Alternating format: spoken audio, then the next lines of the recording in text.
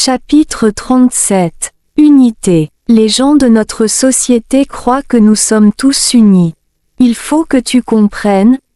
Le mot « unité » a ici une signification très large, qui est assez différente de la compréhension dans ta société. Par exemple, tu as l'impression d'être un avec les gens qui vivent dans le même pays, mais tu te sens séparé de ceux des autres pays. Donc, ton sens de l'unité est encore basé sur le principe de séparation, expliqua Koharu. Pour nous, l'unité signifie que toutes les personnes sur cette planète sont nos proches, nos parents et nos enfants. Ce sentiment est toujours présent dans nos cœurs. Par conséquent, nous sommes prêts à donner et à partager tout ce que nous avons avec nos proches. Peut-être que si tu penses à l'amour que tu as pour tes enfants, il te sera plus facile de comprendre. Aucun parent ne demande « Qu'est-ce que je vais obtenir en retour en nourrissant mes enfants ?» ou « Et si je ne les nourris pas certains jours ?» Si tu choisis de ne pas le faire certains jours, c'est parce qu'il y a une bonne raison, répondit-elle. L'amour, dit Koharu en se tournant vers moi. J'essaie de trouver la description la plus proche pour expliquer le sens de ce mot. Je ne sais pas comment les gens de ton monde le définissent, mais d'après ce que je peux dire, le mot « amour » que vous utilisez ne couvre même pas la moitié du sens de ce que j'essaie de t'expliquer. Pour nous, le mot « amour » et le mot « unité » sont les mêmes.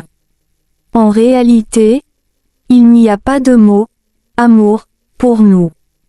Mais dans ta société, qui est basée sur le concept de discrimination et de séparation, l'expression « amour » n'est pas vraiment précise.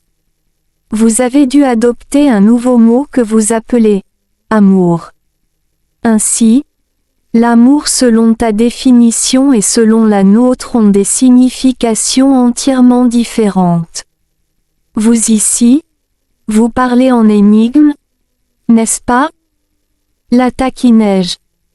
Lorsque tu deviendras amour, tu le comprendras d'une manière qui ne nécessitera aucune explication, conclut-elle avec une phrase que je n'ai pas encore comprise. J'ai l'impression que ce que tu viens de dire a un sens beaucoup plus profond que ce que je suis capable de comprendre. Et même si je ne peux pas encore le saisir complètement, je m'en souviendrai, dis-je. Le soleil était maintenant directement au-dessus de nos têtes, et je commençais à me sentir fatigué et assoiffé. Koharu, laisse-moi aller chercher de l'eau, proposai-je. Il y a un ruisseau un peu plus loin, au bout de ce chemin. On se repose là-bas? Demanda-t-elle. Oui, ça me paraît bien. Je lui souris. Heureusement, le reste du chemin était en descente, donc je n'avais pas besoin de beaucoup de force, mais je devais faire attention à ne pas rouler en bas de la colline. Une fois que nous avons atteint le fond, nous avons vu un petit ruisseau. Je me suis précipité et j'ai bu avidement. Repose-toi ici, je reviens tout de suite, dit Koharu en s'éloignant en suivant le ruisseau. Je m'assis sous un grand arbre, m'appuyant sur le rouleau de papier que j'avais transporté. La brise fraîche et la fatigue prirent le dessus, et avant même que je m'en rende compte, je m'endormis. Pendant que je somnolais, je sentis une respiration sur mon visage et entendis un bruit de reniflement tout près.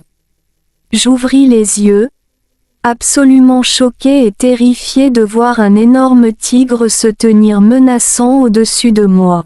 « Quoi, un tigre » criai-je, les yeux écarquillés de terreur, le corps couvert de chair de poule. Les instincts de survie prirent le dessus et je me repoussai en arrière avec mes mains et mes pieds, traînant le rouleau de papier avec moi.